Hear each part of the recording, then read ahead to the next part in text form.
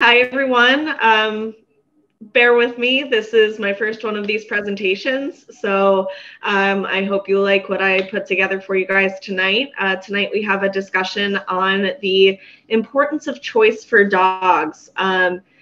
We know that, the vast majority of our dog's life, whether it's our foster dog or our adopted dog, is heavily managed by us. So the opportunities that we have to give them choices become very important to them and their mental well-being. So I'm going to talk through a little bit about the importance of choice and things that we can do to offer our dogs choices. You can go ahead to the next slide. I just pulled a couple of different quotes from a few different trainers and some articles that they had written largely about this topic.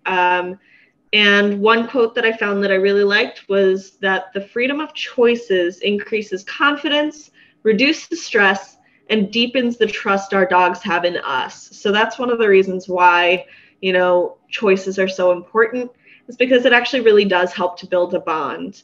And the other quote that I really liked was, for any animal, it's less stressful to feel as though there's a choice than to be forced into one position or another. So again, when we're trying to guide our dogs into doing something, that guidance is really key, and having them feel like they're choosing, even if it's, heavily suggested by us, is pretty important for them. And you can head on to the next slide. Okay. So this is what's called the ladder of canine aggression. I'm not sure how many of you have seen this before, but it's always good to get a refresher course. So this is the typical ladder, as it is described, of aggression that dogs will go through. They will start to try to tell us that they're uncomfortable at these, low-end stress indicators such as blinks, yawn, lip licking.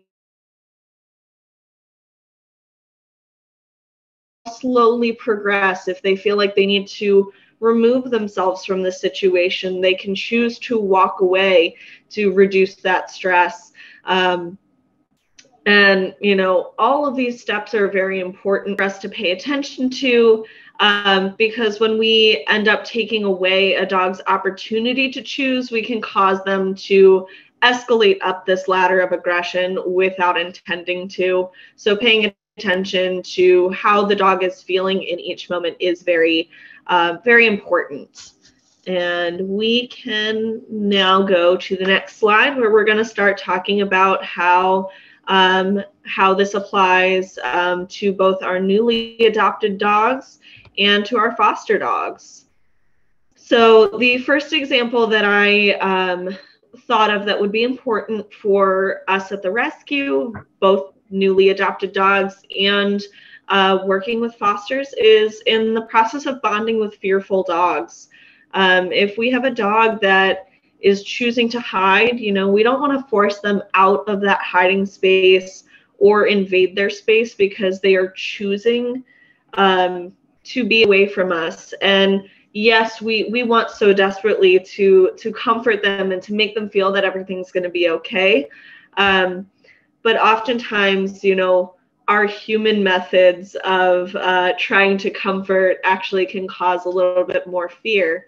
So a lot of times what we want to do with a dog who is choosing to be away from us and is choosing to hide or potentially even corner themselves is we want to give them that space. What I like to do with a dog who doesn't feel super comfortable with me yet, and that I'm trying to work on building that bond with, is to, instead of, forcing them out of their space where they do feel comfortable, is to sit quietly. If they're curled up in a bed like this dog is in the picture, I would sit quietly a few feet away from them on the floor and just talk to them in a calming tone. Another big thing is to avoid direct eye contact in order to reduce that fear. And other key thing, offer high value treats. When we offer high value treats and we're working with a dog who is fearful, like the one in this picture, I like to start with tossing them to the dog so that the dog doesn't have to make a whole lot of effort to take those treats. And then as they start to take the treats, we want to encourage them to come to us and to decrease that distance between us and them on their own. But we want them to choose to walk away from that space that they're hiding and choose to engage with us. So I like to toss them so that they have to come, just move their head just slightly, you know, and then maybe they have to move their front feet, you know, so that they're choosing to decrease that distance between us and them instead of feeling like we are encroaching on them. And then when they do choose to be close, that's when I would start to actually try to engage with some touch. Now, a lot of times a fearful dog is going to feel most comfortable with starting with areas like the chest or shoulders. And a lot of dogs who are shy at first are definitely uncomfortable with overhead movement. So that's why I like to go for the chest and the shoulders, because you don't have to do any overhead, and you will see very quickly whether that was too much or if they are enjoying that and if they choose to lean in for more. We can go to the next slide. Another big one that I see the importance of choice with is little dogs. Little dogs definitely have a bad rap for being, you know, snarly, growly, snappy. I know I definitely had my biases when, because I came from working in, you know, emergency vet medicine and then went to working into shelter work. And I definitely had my biases about small dogs, and I will fully admit they are still not my favorite, but I think I understand them. When you are, you know, this big and a person who is way bigger than you are has the immediate tendency to want to just scoop you up and hold you, when you are being held, that just eliminates completely your opportunity for choice. If we think back to that ladder of aggression, one of the next things that they can do when they're uncomfortable, that's kind of a medium level, is to walk away and take themselves out of the situation. A little dog who's being held doesn't really have that opportunity. And so, you know, a lot of times people will carry around their little dogs, and then if someone else is going to try to pet them, they can't walk away from it. They really only have that choice to snap at you, to try and tell you that they're not comfortable and that they don't want that. So I find that the importance of choice is often taken away from little dogs, and they are put into these scenarios that, you know, we hear about so often where, oh, this little dog is snapping and growling, and it's honestly because they don't have another choice. So I find it very important with little dogs, especially when they are, you know, carryable, to allow them that opportunity. Something that I tell people who have little dogs who they say, well, they don't seem to be too fond of strangers coming into the home. I like to ask them, you know, how they're trying to introduce them. Is the dog on the ground where they feel secure and they have the opportunity to walk away if needed? Or are you trying to introduce them to other people by holding them and offering the dog to, you know, this new person, which inadvertently takes away that opportunity for them to choose whether or not they feel comfortable. So again, I like to utilize, you know, sitting on the floor or making myself as small as possible and allowing that small dog to come to me in their own time. Oftentimes I find that when they feel that they have the option, then they'll be like, okay, I don't feel forced. Now that I've, you know, gotten to know you on my own terms, now picking me up is okay. But we always want to make sure that they feel like they have the choice.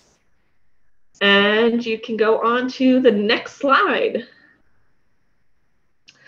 So this also definitely applies to the rescue, both with our fosters and when looking for adopters, when it comes to introducing our animals to new people. Now, I'm sure that many of you who have fostered are well aware that, you know, when you get that opportunity to introduce your dog, and maybe it's one that you've had for a little bit longer because you had to work through some fear issues or things like that, when you get that opportunity to introduce them to a potential adopter, of course, you want it to be love at first sight. You know, you want that instant connection between that dog and that person. You want it to go beautifully. But of course, because we can't explain to our dog in that moment that, you know, this person might be the person to take you home forever. You know, this person could be the person that, you know, has you as a part of their family for the rest of your life. You know, we can't explain that to them. So there may be times where they are more cautious when it comes to meeting that people, any new people. And a lot of times this will happen because, you know, you as the foster has had an opportunity to build a relationship with your dog. And sometimes when they first bring that dog home, they may see a backslide to some of the behaviors that you saw when they first, when you first brought this foster into your home. So that's very common. And as I said, you know, they've had the opportunity to bond with you. They don't necessarily have that. They're not going to have that bond with this brand new person who they're meeting. And even though we know that we're trying to get them into their forever home, you know, they won't necessarily know that. So how can we help? This is the big key, right? We want to make sure that we're making our dog feel comfortable meeting potential adopters, and we want to make sure that then potential adopters feel comfortable when they take them home, that they're doing the right thing for the dog. So when we're introducing our foster dogs to a new person, we want to be as relaxed as we possibly can be. If we are anxious, the dog is going to pick up on that, and they oftentimes reflect our feelings. You're going to want to bring a favorite toy or a favorite treat. Offering treats first from you, who the dog is comfortable with, is definitely key.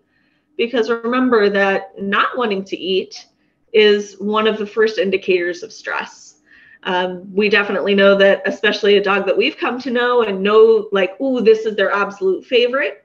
If they don't want to take that from us, who they are super comfortable with, they're definitely stressed out. So if they're not taking treats from you, you'll definitely want to take a step back and allow the dog an opportunity to get comfortable and maybe do something that's de-stressing. Something that I like to do if I'm showing a dog to someone. Now, granted, this is from my experience working in a shelter environment versus my own personal foster dogs. So I like to take them on a walk together, and me and the other person just completely ignore the dog. We just talk to each other, kind of pretend the dog isn't there.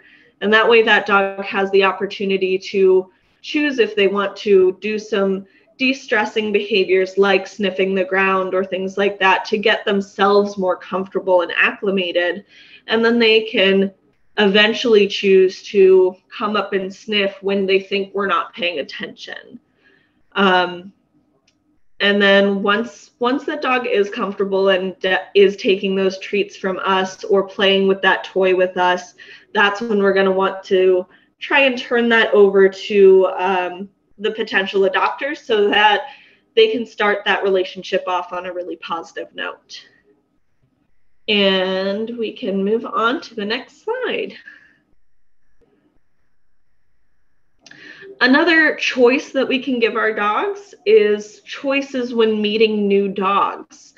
We never want to force a nose-to-nose interaction. This goes for introductions with new dogs when they might be sharing a home together, as well as just playmates that they might meet in everyday life. You know, most dogs fall somewhere on the bell curve of sociability. Some dogs are much more social with other dogs than others are. And all dogs tend to be selective in some regard. Whether that is you have a dog who's social, but they don't tolerate puppy behavior, so that just turns them off, you know. Or if we have a dog who, you know, likes a certain play style and doesn't like other dogs that don't play that way. So all dogs tend to be selective in some way, shape, or form, which is totally fair because I don't like every human I meet, so I can't really expect my dog to like every dog it meets either. So choice is very important when meeting other dogs as well. We don't want to force a nose-to-nose interaction because if they feel shoved together, we can inadvertently cause some negative reactions and some tension between the two dogs. A lot of times dogs who are not completely comfortable when they first are meeting each other can get more acclimated to each other on their own by taking a walk together. What's pictured in this image here is what's called a pair walk. And this is great to do because you can also start to decrease distance at times and monitor each dog's stress level. And if they start to seem comfortable being closer together, that's great. And they have that opportunity to kind of slowly acclimate versus feeling forced together. That is a really useful tool.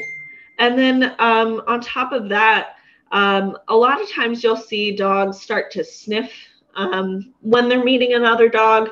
And this can be what's called a displacement behavior. It can also be a calming behavior. So when a dog starts to sniff, they can be either calming themselves down and trying to pretend that other dog isn't there, or they can be calming. And then a lot of times what you'll see is the other dog will come in and also start to sniff the same areas. And this is a really good opportunity for them to bond.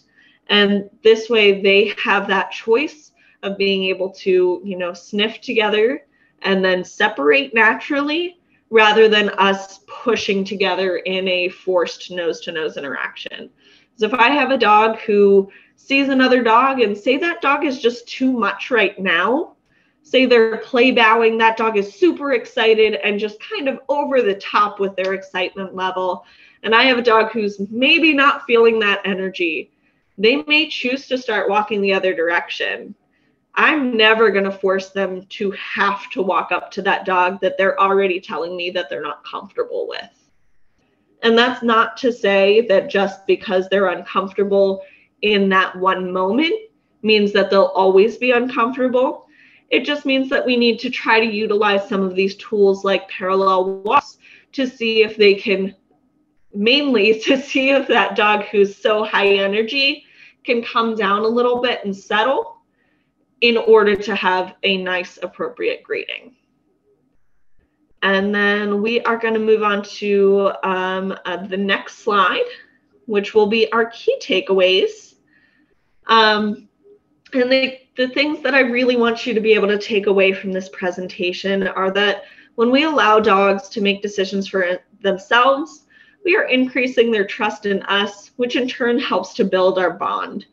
So if they feel like they can put their trust in us, that builds that bond, and making decisions for themselves, even if it's heavily guided by us, definitely will help to build a bond.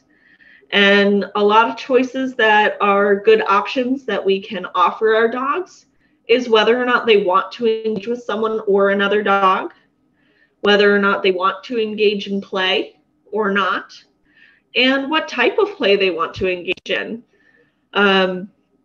You know, offering them choices as far as toys and what type of play they like, as long as it is safe, you know, that is something big that we can offer to our dogs. And allowing choice versus forcing a dog into a situation that they are not comfortable with is going to decrease the chances for escalating up that scale of aggression. So anytime that we can make it seem like they have the option, whether that's using treats as a lure or something to that effect. And so a very good medical tip that I use that I feel like a lot of people may relate to is dogs not wanting to get on the scale when they go to the vet. If I can use treats to lure that dog up onto the scale and have them walk up themselves, that's going to be much less stressful for the dog than if we scoop them up or push them on or anything like that and manhandle them to put them on the scale. So with that, that actually concludes what I had put together for our presentation tonight. And our last slide is simply asking you if you guys have any questions. Krista, it's Lisa. I have a question. Yeah, go for it. So do you have any advice on dogs that aren't treat motivated? Like I understand, like if they're stressed, right? Like they're not going to take anything, but I feel like I've met a lot of hounds that just don't care about treats very much, or they have to be super relaxed to eat them. So in stressful situations, they're not going to come anywhere near it. Absolutely. That is a really, really awesome question. So absolutely 100%. Every dog is different, and what motivates each dog is going to be different. I know you mentioned hounds. A lot of times they're motivated by their nose, but not necessarily to eat. So I think it's really funny that you mentioned that. I actually have recommended people who have adopted hounds who are trying to work on loose leash walking that they utilize the areas that the dog wants to sniff as the reward for giving them focus and attention. So, usually that hound is nose to the ground and just trying to pull you to whatever they want to smell. So oftentimes I'll offer that as a motivator for hounds. But honestly, that works pretty well for working on loose leash walking. But as far as building a bond, it's really going to depend on what motivates that dog. It could also be a favorite toy. And honestly, for some dogs, it may be praise. Some dogs are very eager to please, even if they are shy and fearful. If you start talking to them in happy tones, you'll start to notice, the tail fluttering and things like that, which indicate that they are super eager to please and that they really do want to be friends and that they're just uncertain. So praise and touch can actually be motivators for dogs. It's really just dependent on the dogs. And I have found that a lot of dogs who are not super treat motivated are praise motivated. That helps. It gives me some tips to try. Thank you so much. Absolutely. Anybody have any stories of a time that, choice was important for a dog that they had?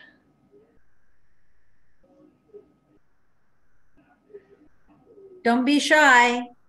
Krista's here to support you at no charge.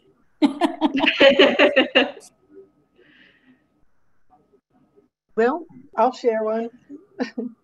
Go for it. After 3 years of dog fear of other dogs, except for a few close friends, Layla has gotten so that she will, at the sight of another dog, knowing what I've been doing is having her come, off the trail and sit for a treat. So now she sees another dog and she looks back at me. And usually there's no barking or growling. So it's, it's taken 3 years, but it's awesome. So that's really great. And that's such a really awesome bond builder.